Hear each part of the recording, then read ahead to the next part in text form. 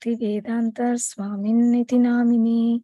Namaste Saraswate Deve Gauravani Pracharine.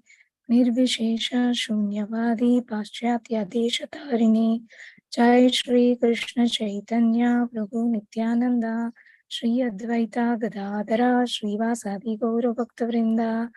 Hare Krishna, Krishna Krishna, Hare Hare, Hare Rama, Rama Rama, Hare Hare. Welcome everyone to this morning session of Bhagavad Gita. We are in the 18th chapter, the last chapter of Bhagavad Gita. So, anybody would like to summarize what has happened? At least few verses, yesterday's verses. Anybody wants to volunteer to share? Hare Krishna Mataji, yesterday's verses, Yes. it was told that there were 4 social orders are there, and according to the 3 modes, they get the with their different natures, they are supposed to work like that. And then, what are the qualities of a Brahmana and what are the qualities of a Kshatriya, Vaishya, Shudra? That is what was told in yesterday's shlokas. And then towards the end, it is said that whatever worship we do, it should be done. We should do it as an offering to Krishna. That is what I understood, Mataji. Hare Okay, Krishna. thank you. Perfect, Mataji. Thank you so much. So here from 41 verse to till 48 verse, Krishna is speaking about purification through the prescribed duties of Varnashrama. He is mainly speaking on the Varnashrama system. He is actually giving the summary of, he spoke the summary, what is meant by Karma Yoga and the purification process through Karma Yoga, and then Jnana Yoga and purification process through Jnana Yoga. And then now he is speaking on the importance of sticking to one's prescribed duty. From 45th shloka onwards, he is summarizing, he is mainly speaking on the importance of sticking to one's prescribed duty. So in the 45th shloka, Krishna says that everyone can become perfect, right? Like by performing their own work, one will attain perfection. So one should do their own duties. By following his qualities of work, every man can become perfect. So now how this can be done. Now Krishna is going to speak how it can be done. So we'll start with, okay, we'll just touch base on this 46 shloka, and then we will move forward, because this has also been discussed already yesterday. So how it has to be done. So Krishna speaks in 46 shloka. He says that by worshipping, so whatever work you are doing, just do your, but offer all the work that you are doing, engage everything in the devotional service of the Lord. In full Krishna consciousness, you do that activity. So Prabhupada mentions what is the recommendation of in this verse. He says that one should understand that we, being part and parcel of the Supreme Lord, we have a duty to render service to the Krishna, who is Supreme Lord, and everyone should be engaged in devotional service to the Lord in full Krishna consciousness. So that is a recommendation. The Krishna is speaking from this verse. So, and then we will move on to the next verse.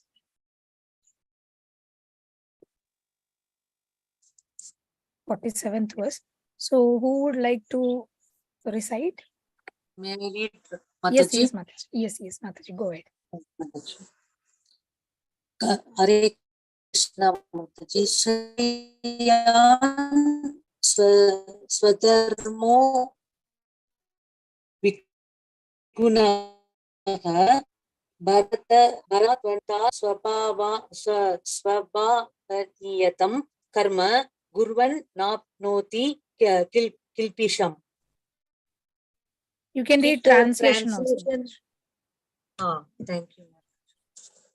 It is better to engage in one's own occupation, even though one may perform it imperfectly, than to accept another's occupation and perform it perfectly. Duties prescribed according to one's nature are never affected by sinful reactions. Purport. One's occupational duty is prescribed in Bhagavad Gita. As already discussed in previous verses, the duties of the Brahmana, Kshatriya, and Vaishya and Sudra are prescribed according to their particular modes of nature. One should not imitate another's duty. A man who is by nature attracted to the kind of work done by Sudras should not artificially claim to be a Brahmana, although he may have been born into a Brahmana family. In this way, one should work according to his own nature. No work is abominable. If performed in the service of the Supreme Lord. The occupational duty of the Brahmana is certainly in the mode of goodness. But if a person is not by nature in the mode of goodness, he should not imitate the occupational duty of a Brahmana. For a Kshatriya or administrator, there are so many abominable things. Kshatriya has to be violent to kill his enemies, and sometimes a Kshatriya has to tell lies for a sake of diplomacy. Such violence and duplicity accompany political affairs, but a Kshatriya is not supposed to give up his occupational duty and try to perform the duties of a Brahmana. One should act to satisfy the Supreme Lord. For example, Arjuna was a Kshatriya. He was hesitating to fight the other party. But if such fighting is performed for the sake of Krishna, the Supreme Personality of Godhead, there need be no fear of degradation. In the business field also, sometimes a merchant has to tell so many lies to make a profit. If he does not do so, there can be no profit. Sometimes a merchant says, "Oh, my dear customer, for you I am making no profit." But one should know that without profit, the merchant can't exist. Therefore, it should be taken as a simple lie if a merchant says that he is not making a profit. But the merchant should not think that because he is engaged in an occupation in which the telling of lies is compulsory, he should give up a perfect profession and pursue the profession of a Brahmana. That is not recommended.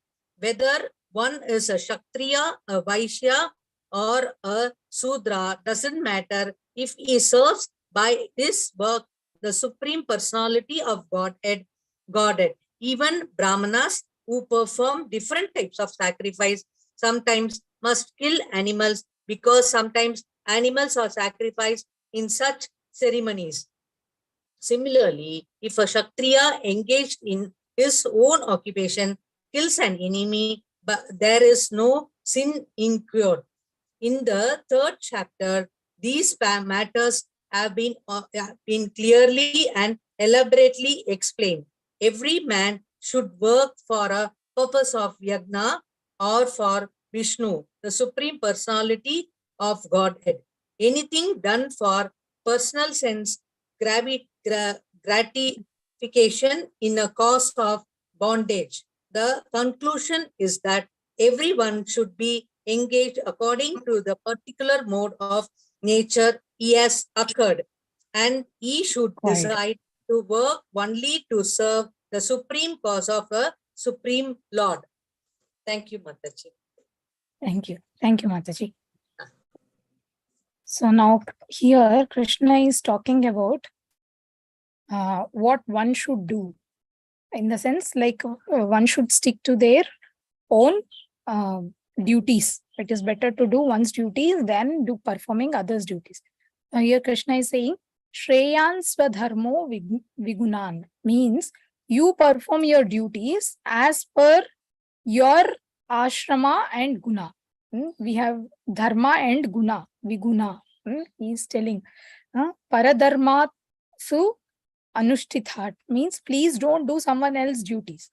Even if you are able to perform someone else's duty perfectly, you perform only your duty.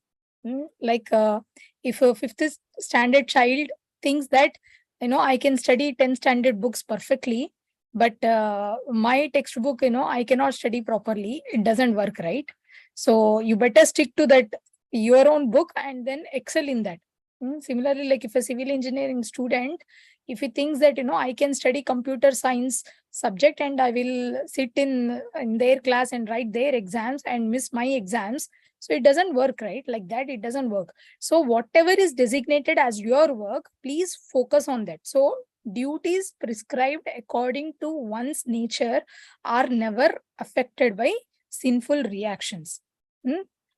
Swabhava nitya karma. So whatever according to your swabhava, with your nature, if you have done, kurvan napnoti kilvisham, so you will not be affected by sinful reactions. If you are doing your duty, and if you are unable to do your duty properly also, if you stick to the duty, then you will not get any sinful reactions.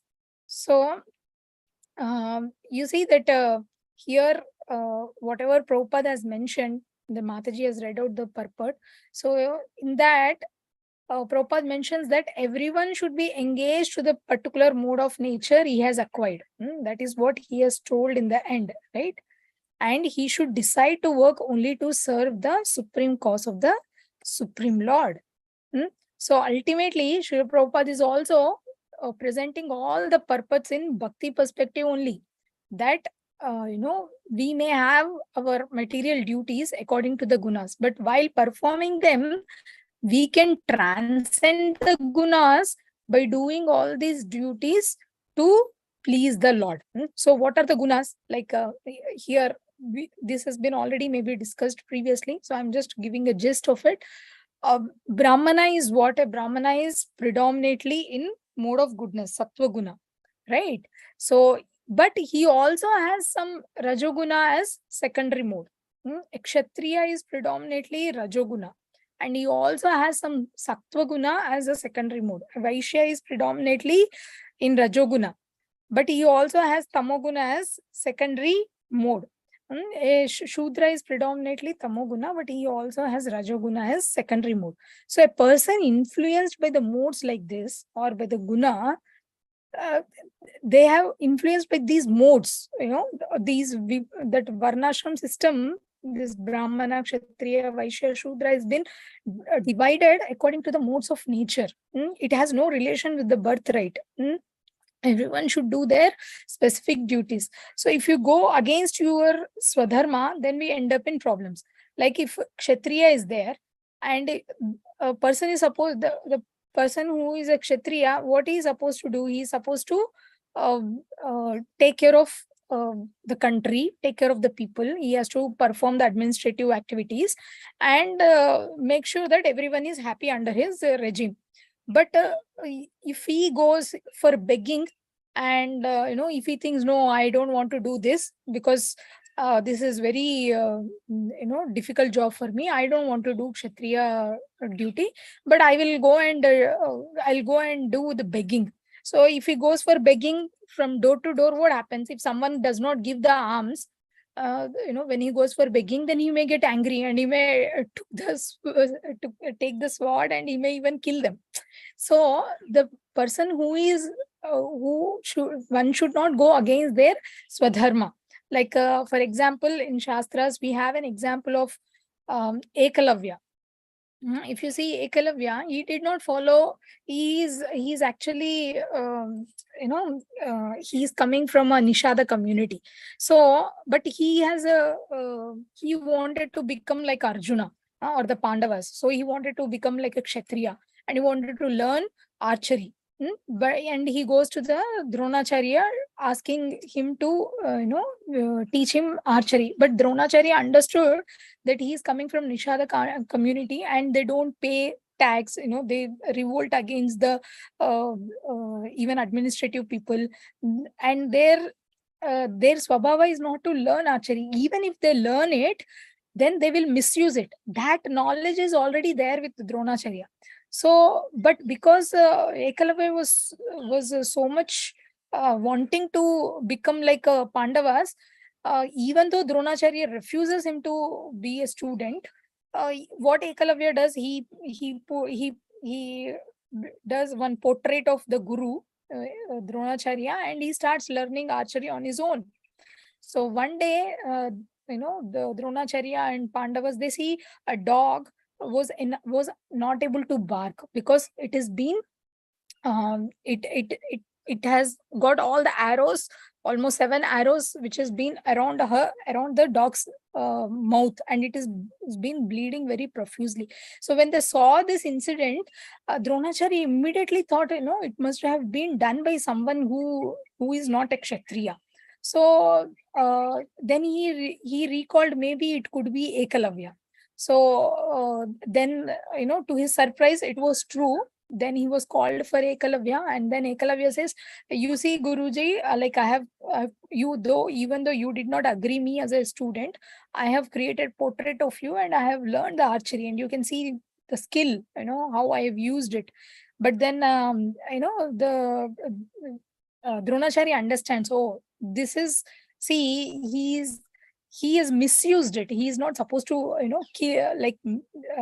give pain to the dog like that just because the dog is barking. One is not supposed to give pain like that. So he understood that, he is not using his skill for in a right purpose. So what did he do? So he asked for Guru Dakshina, and then he asked to cut off the thumb. So he cut off the thumb. Ekalavya cut off the thumb, and then he will offer himself to Dronacharya. So why Dronacharya is asking him the thumb? Because without a thumb, Ekalavya cannot do archery, right? And if he has a thumb, then he may harm other people and also misuse archery on innocent people. So which should be avoided. Because of that, he asked him to cut off his thumb. So that's why we are not supposed to do others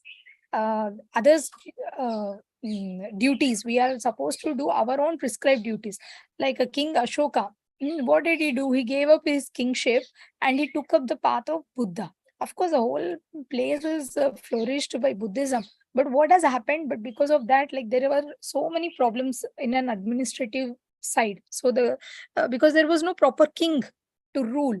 So then along with the Buddhism, there was also wrong things got spread. So this is what we bring danger to the, or incur sinful reaction that would affect us in performing others' duty. So what could be the danger, or what could be, we might wonder what could be the danger or sinful reactions that would affect us if we perform the others' duties. So first of all, the obvious danger is that we are the ones who would be held answerable for neglecting our own prescribed duties. See, for example, if we are helping a child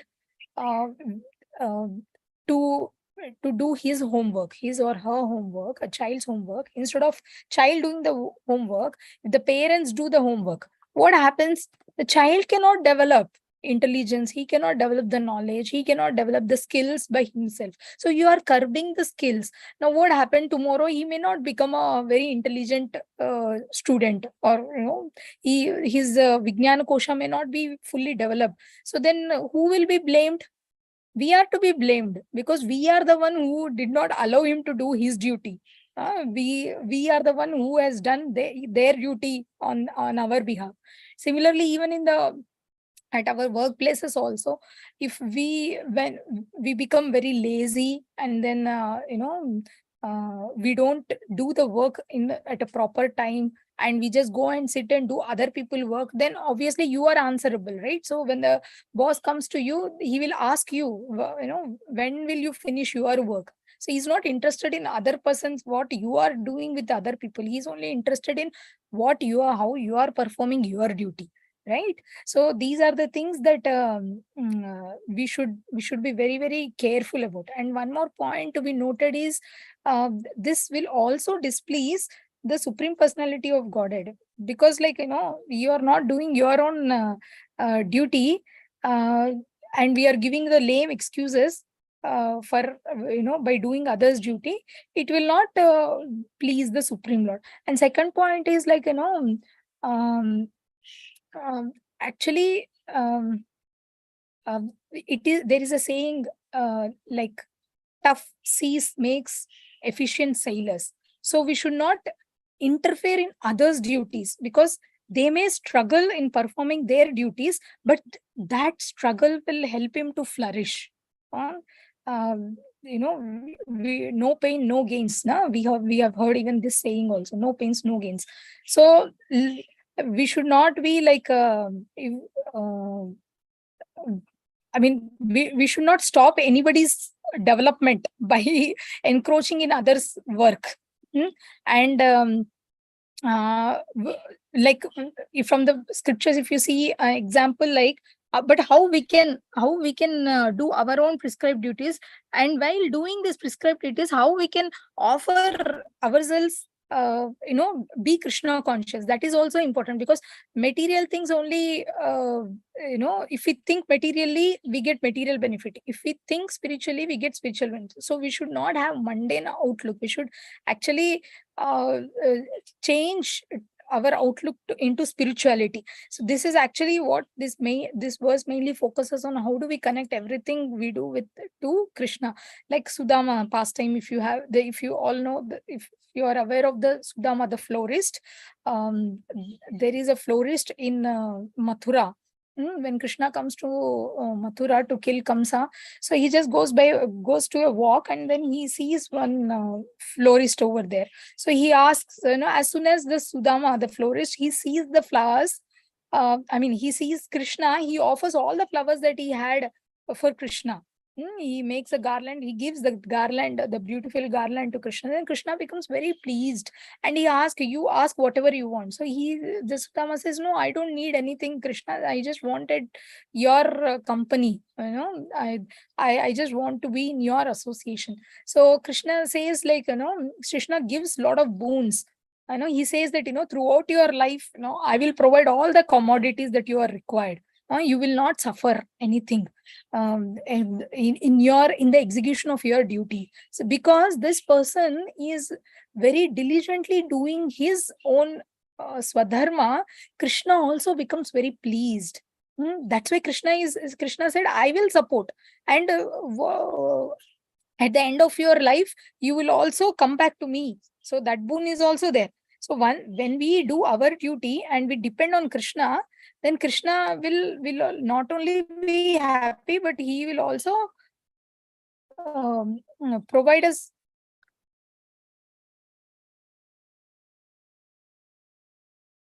Okay, so and he will also provide us a situation where we can even go back to him. So in every activity that we do, we should have this consciousness that whatever swabhava we may have, whatever duties we may perform, we have to offer all the results to the Lord. Like when we are doing an activity, we should think, may the Lord be satisfied with this act. Sometimes we make garlands, so we can say, sometimes they make garlands only, like gajra. We buy gajras, outside, the garlands we may buy, the jasmine flowers or whatever. And the Matajis, they'll put, they buy it for themselves to put in their hair, in their head. But sometimes we should also, but if we change our outlook to spirituality, then how do we see it? We can see that, okay, let this be offered to Krishna first, and let him enjoy this garland, and then later on I will put it for myself. Like we have a story of Andal from South India. When her father used to make garlands, she would just take that garland, go in front of a mirror, and would she would put on herself, and she would wear, and she would see how the Lord looks. And if the garland looks very majestic, then he would be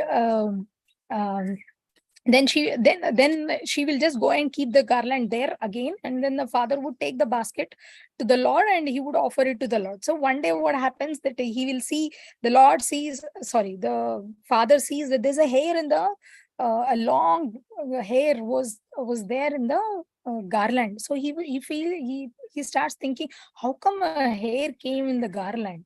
But then, according to the Shastras, if there is a hair in the garland, we are not supposed to offer it to the Lord. It's a muchi. So then he just discards it.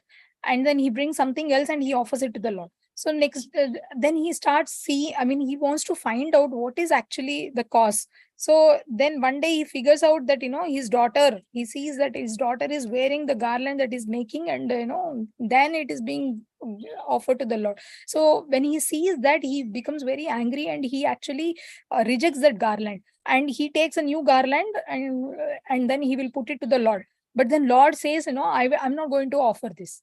Why? Because he honor this. So the Lord says that, the one which your daughter is giving has a spontaneous love for me, and she is doing this out of love. So I would like to wear that garland which has been worn by your daughter, not by, not the one which is not worn. So that's how the Lord is pleased, when you are doing your activities with an action to please the Lord, then the Lord gets very pleased. Uh, so even we see the Shabari also. Shabari also, she ate those fruits before offering it to Lord Ram. So why the bhav is just to please the Krishna. It's not to please their own senses, but to please the Rishikesha, the master of the senses. So like this, we should develop that kind, anything that we are doing, we should put our heart into it. So like, for example, when we are purchasing vegetables also, so we should make sure that, like bindi, when we are purchasing a lady's finger, we should check whether it is crisp or not. We should not just bring whatever is there, because that is being cooked for the Lord. When tomatoes or potatoes, we should make sure that, when we buy them, it should not be rotten. So it's a consciousness that makes things spiritual rather than thinking in a mundane way. Okay, so this is what is the main gist of this verse. So we'll go to the next verse. We will read Sudha Mataji. Yes, Hare Krishna Mataji, Dandat Pranam. yes. सहजं कर्म कौन्तेय सदोषम् अपि न त्यजेत् सर्वारम्भा हि दोषेण धूमेनाग्निर्वावृताः. Translation and purport by His Divine Grace Srila Prabhupada, Srila Prabhupada ki jai. Every endeavor is covered by some fault, just as fire is covered by smoke. Therefore, one should not give up the work born of his nature, O son of Kunti, even if such work is full of fault. Purport. In conditioned life, all work is contaminated by the material modes of nature. Even if one is a Brahmana, he has to perform sacrifices in which animal killing is necessary. Similarly, a Kshatriya, however pious he may be, has to fight enemies. He cannot avoid it. Similarly, a merchant, however pious he may be, must sometimes hide his profit to stay in business, or he may sometimes have to do business on the black market. These things are necessary. One cannot avoid them. Similarly, even though a man is a Shudra serving a bad master, he has to carry out the order of the master, even though it should not be done. Despite these flaws, one should continue to carry out his prescribed duties, for they are born out of his own nature. A very nice example is given here. Although fire is pure, still there is smoke. Yet smoke does not make the fire impure. Even though there is a smoke in the fire, fire is still considered to be the purest of all elements. If one prefers to give up the work of a Kshatriya and take up the occupation of a Brahmana, he is not assured that in the occupation of a Brahmana there are no unpleasant duties. One may then conclude that in the material world, no one can be completely free from the contamination of material nature. This example of fire and smoke is very appropriate in this connection. When in winter time one takes a stone from the fire, sometimes smoke disturbs the eyes and other parts of the body, but still one must make use of the fire despite disturbing conditions. Similarly, one should not give up his natural occupation because there are some disturbing elements. Rather, one should be determined to serve the Supreme Lord by his occupational duty in Krishna consciousness. That is the perfectional point. When a particular type of occupation is performed for the satisfaction of the Supreme Lord, all the defects in that particular occupation are purified. When the results of work are purified, when connected with devotional service, one becomes perfect in seeing the self within, and that is self-realization. Thank you, Mataji. Dandavat Pranam. Thank you, Mataji. Dandavats. So here Krishna is saying that every endeavor is tinged with some kind of fault, is covered by some fault. So sahajam karma kaunteya. So in this sloka, Krishna is saying the work born of one's nature, sahajam karma, the work which is born of one's nature, whatever work is born of our own nature, O kaunteya, sadosham apina tyajet. Don't give up such work, even if it is full of faults. Sarvarambha hi doshena, even if it has as full of faults, because every endeavor is covered by some fault. After all, in the material world, material work interacting with material elements will have some or the other fault, right? Just like Prabhupada gives here example of, here Krishna is giving an example of fire is covered by a smoke. The fire is covered by a smoke, and then when there is when even if there is a smoke, so when we are cooking with the fire, there is a smoke, right? So if when you are cooking, because there is a smoke in the fire, do you stop cooking? No, right? You still do it because there is even some fault is there within it. Still you do it. That does not mean that oh, this is faulty, so I will not do it. No, it is not like that. It's a faulty work, I'll not do anything. No, that is not correct. Everything is faulty work only most of the time, unless we bring Krishna into the picture, then it becomes spiritual. Otherwise everything is almost faulty only. So here mainly what Krishna is saying is one has to perform their work according to one's modes, according to one's duties. Yeah, in the Prabhupada, in the purport, Prabhupada says that sometimes smoke disturbs the eyes and other parts of the body, but still Prabhupada is giving this thing, but still one must make use of the fire despite the disturbing condition. Similarly, one should not give up his natural occupation because there are some disturbing elements. Rather, one should be determined to serve the Supreme Lord by his occupational duty in Krishna consciousness. So Acharyas give some examples for this also. Traditionally, Brahmanas also are supposed to do sacrifices, right? So I will also talk from a devotional point of view, but for now, traditionally, Brahmanas had to perform sacrifices. So when they perform sacrifices like Ashwamedha Yajna or Gomedha Yajna, then what happens? There's a little unpleasant aspect of it, right? Because you need to sacrifice a horse or a cow like that. So there's a fault in it, right? And the second, a kshatriya. Kshatriya, however pious he may be, he may have to fight with the enemies because his nature is kshatriya. He has to kill someone. So sometimes mercilessly also you may need to kill someone for their own benefit. But when you do all this, you don't incur any sinful reaction actually. So a merchant sometimes had to hide his profit to keep his business on, right? So he may tell lies that I'm not incurring any profits, but actually no one does business without any profit. And Shudra also may sometimes have to serve a bad master, but he's not supposed to serve, but he may has to follow the instructions of a bad master. So that's how there is a fault in it, but Shudra still has to continue to serve. That is his duty. Like this, among the duties of various varnas, there may be some faults here and there. So still one has to carry on their prescribed duties, because these prescribed duties, they are born out of their own nature. If one has a conditioned nature, one has to act according to their conditioning. Now, having said all this about Varna and Ashram, let us also see things from the devotional perspective, which Acharyas only highlighted. So there was a discussion that has happened between Ramananda Rai in Chaitanya Charitamrita, between Ramananda Rai and Chaitanya Mahaprabhu on the banks of Godavari in Mahaprabhu's South India Yatra. So Mahaprabhu at that time, he asked Ramananda Rai that, my dear Ramananda, so what is the sadhya? What is the goal of human life? So when he asked this question to Ramananda Rai said, we should follow the Varnashram system. First answer was Varnashram system, but Mahaprabhu rejected it. He said, Yeho Bahya. It's all externals. So just give me something, more.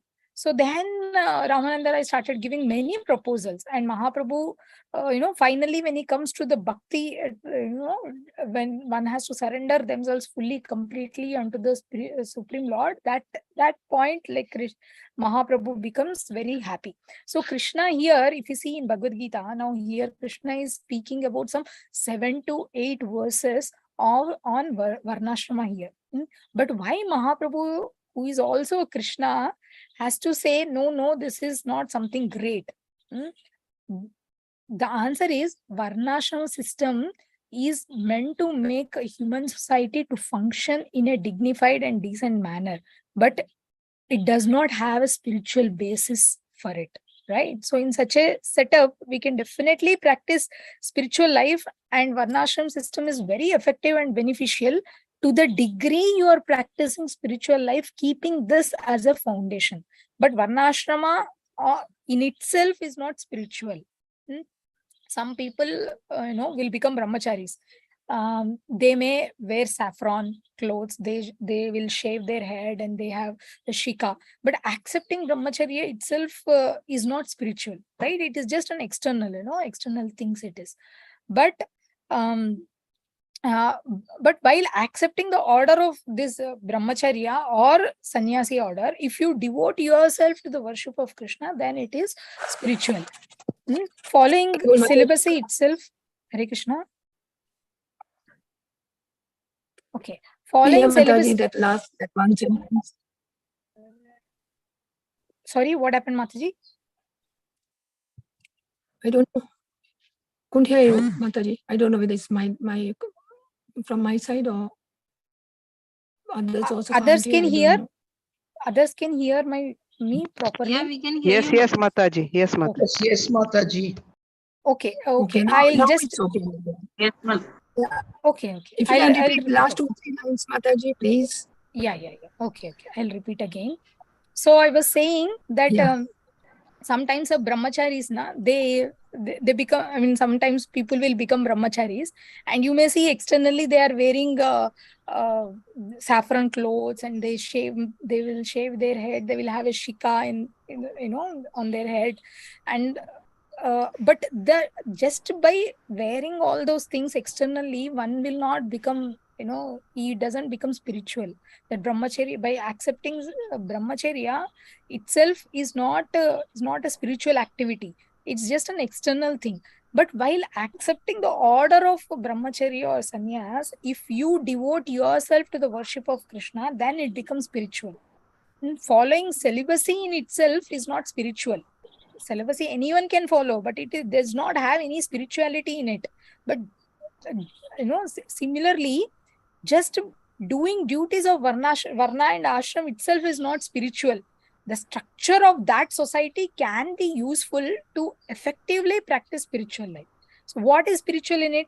So while being in that setup, while performing your duties according to that setup, if we take up to the worship of Krishna, and if we perfect our lives, then it has a spiritual substance in it. Like, for example, a school is there.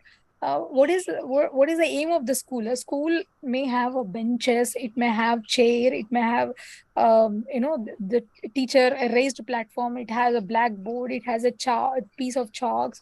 Many things are there, but the school is not identified by these benches, by the number of chairs they have, by number of staff they have.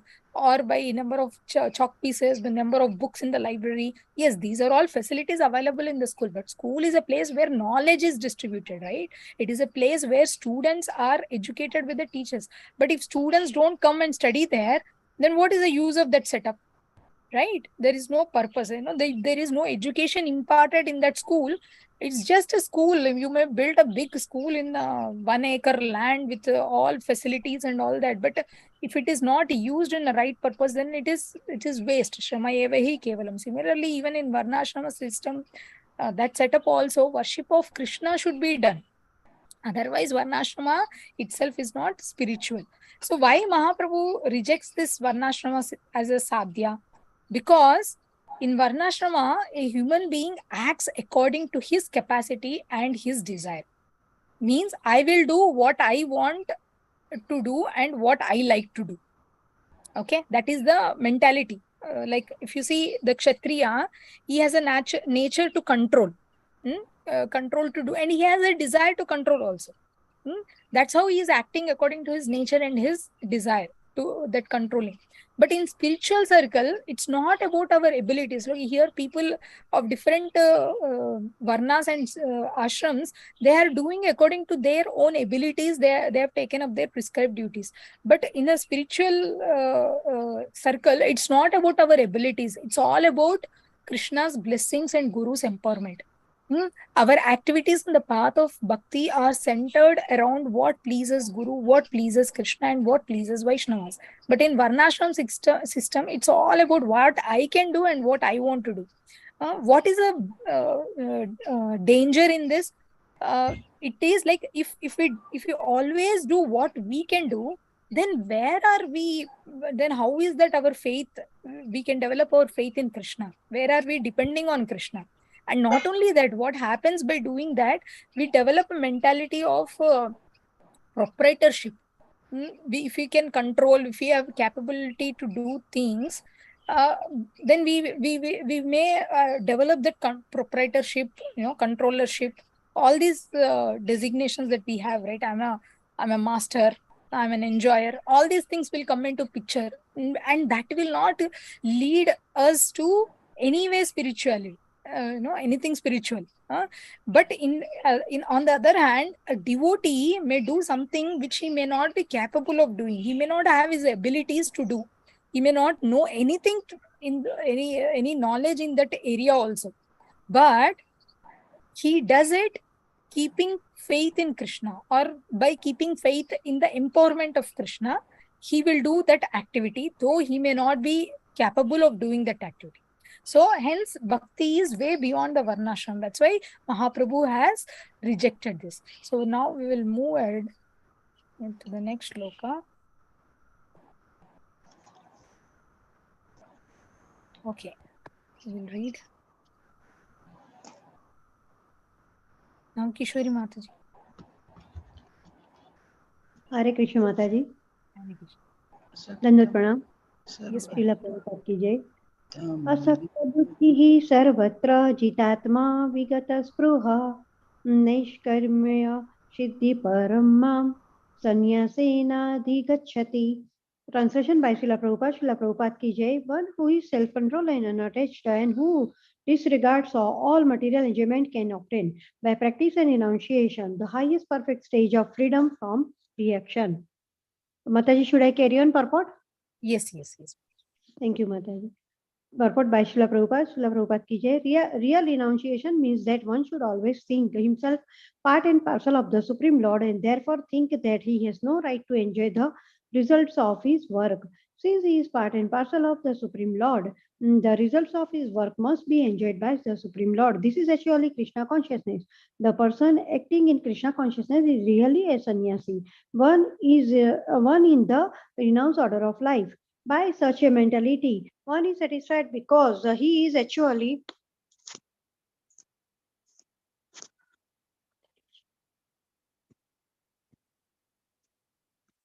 sorry, Mataji. Yeah.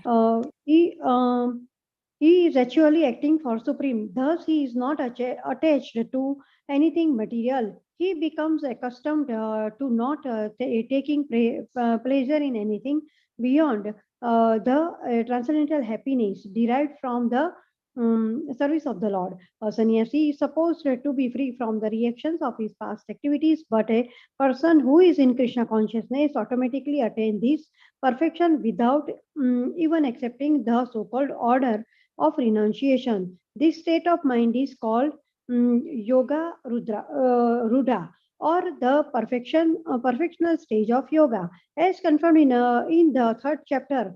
Yasatva atmaratira evasyata. One who is satisfied in himself has no fear of any kind of reaction from his activities. Hare Krishna Mataji, Dandavat Pranam. Thank you. Hare Krishna, Dandavat Pranam.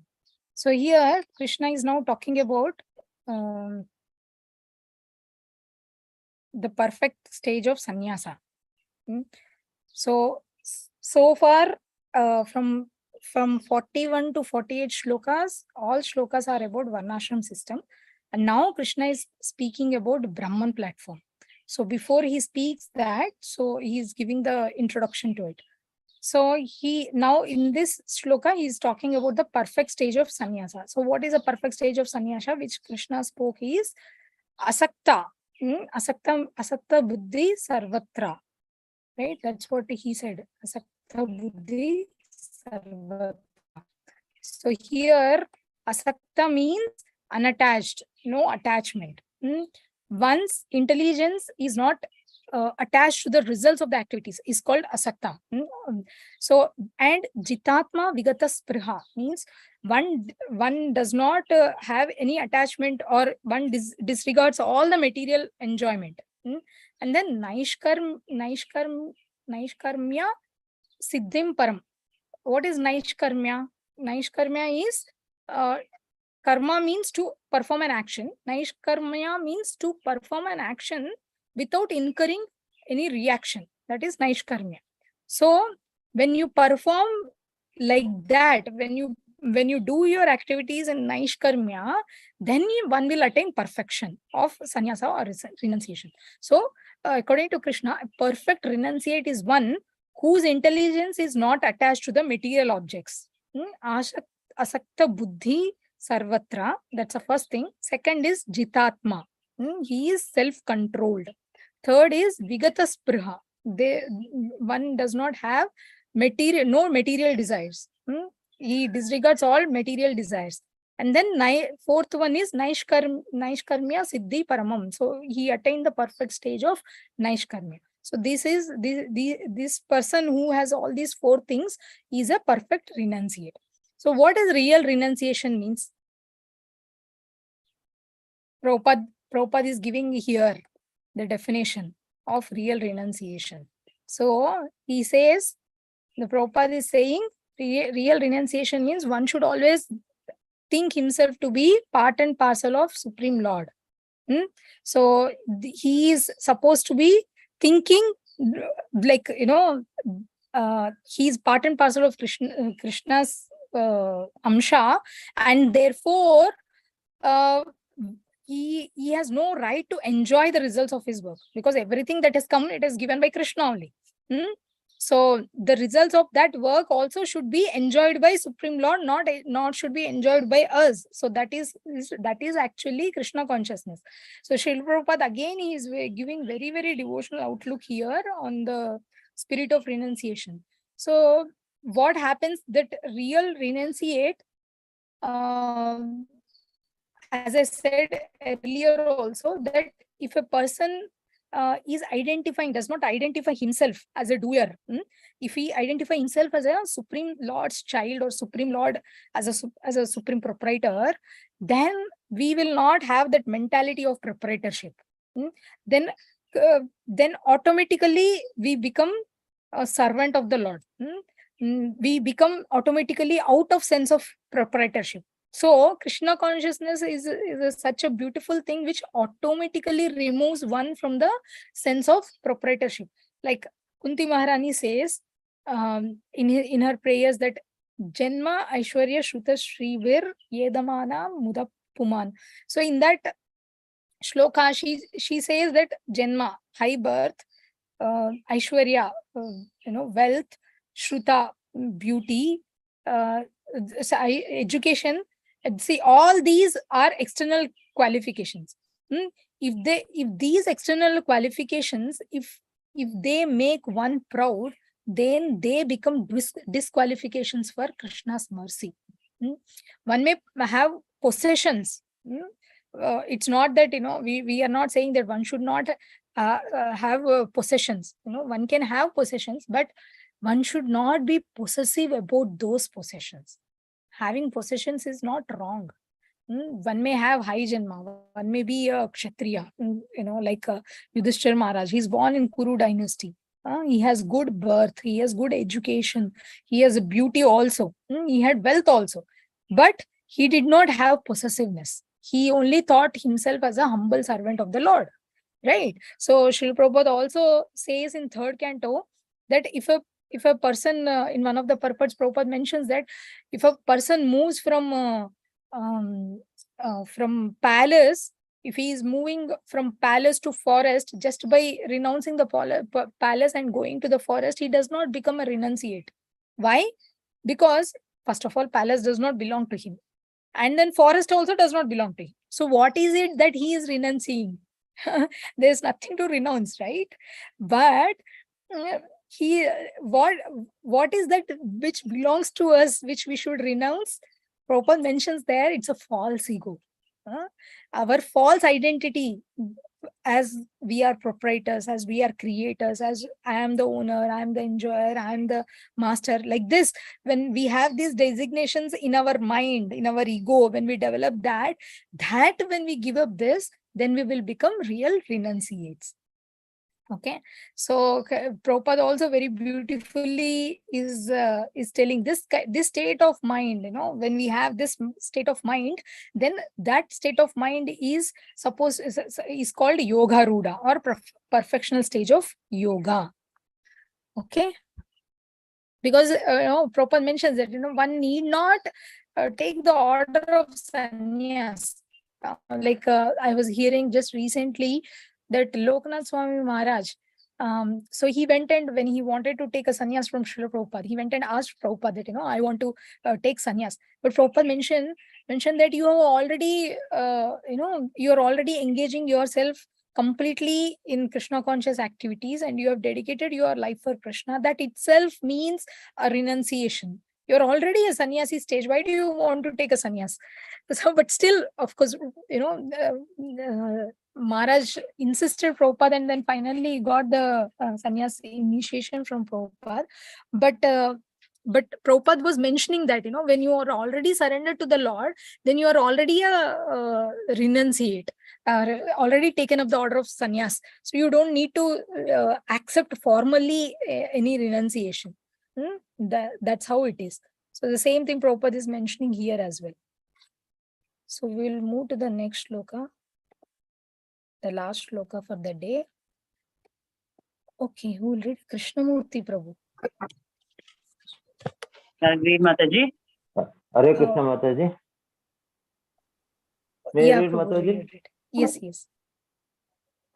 Siddhim prapto yaha brahma. Siddhim prapto yata brahma. Tatapnoti nibodhame. Samasenaiva kaunteya. Nishta jnanasya ya para. Translation by Sri Bhaktivedanta Prabhupada ki jai. O son of Kunti, learn from me how one who has achieved this perfection can attain to the supreme perfectional stage, Brahman, the stage of highest knowledge, by acting in the way I shall now summarize. Purport by Prabhupada ki jai. The Lord describes for Arjuna how one can achieve the highest perfection stage simply by being engaged in his occupational duty, performing that duty for the Supreme Personality of Godhead. One attains the supreme stage of Brahman simply by renouncing the result of his work for the satisfaction of the Supreme Lord. That is the process of self-realization. The actual perfection of knowledge is in attaining pure Krishna consciousness. That is described in the following verses. Hare Krishna Mataji. Hare Krishna, Prabhu. Thank you so much. So here Krishna is telling now, he's telling to Arjuna, know how to attain Brahman. So even before he speaks the exact verses, he's just, speaking to Kaunteya, to Arjuna. So what is he saying? So he's saying, Siddhim prapto yatha Brahma, means having attained the perfection by cessation of all work, one realizes Brahman. So in the previous verse, what Krishna said, that one should who is a renunciate, the perfect renunciation, who does not have any material desires, he's self-controlled, all those things. So once you attain that stage, then once you attain the perfection in that renunciation, where you stop all the work, one realizes Brahman. Brahman is only a Brahmajyoti platform, okay? It's only effulgence of the body of the Lord. So he is not talking. See, like if you take an axis, we have a negative axis, 0, and positive axis, right? So negative axis means like where we are right now. People having a lot of desires and all that, and then goes to 0. So in the zero axis, it is like Brahman. And then beyond that, positive axis is a spiritual world. Okay, so in the Brahman, what peaceful, nothing, neti, you are not doing any activities. But in the spiritual world, you are again doing activities. But what activities? Spiritual activities. Here in the material world, in the negative axis, you are there also, you are doing activities. But what activities you are doing? You are doing you are doing material activities.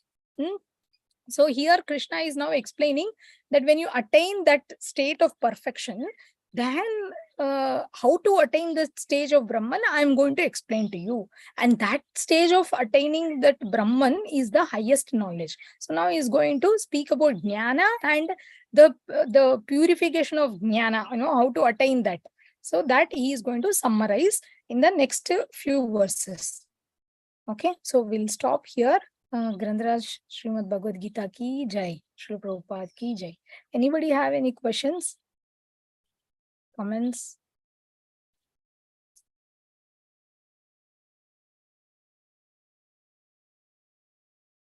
Okay, if you don't have any questions, thank you so much for your patient hearing. Vancha kalpatarubhyasya kripa sindhubhyevacha patitanam pavanebhyo vaishnavebhyo namo. Thank you, Mataji. Dandavat pranam. Thank you. Thank you, Mataji. Dandavat pranam. Hare Krishna. Hare Krishna. Thank you, Mataji. Hare Krishna. Pranam. Thank you, Mataji.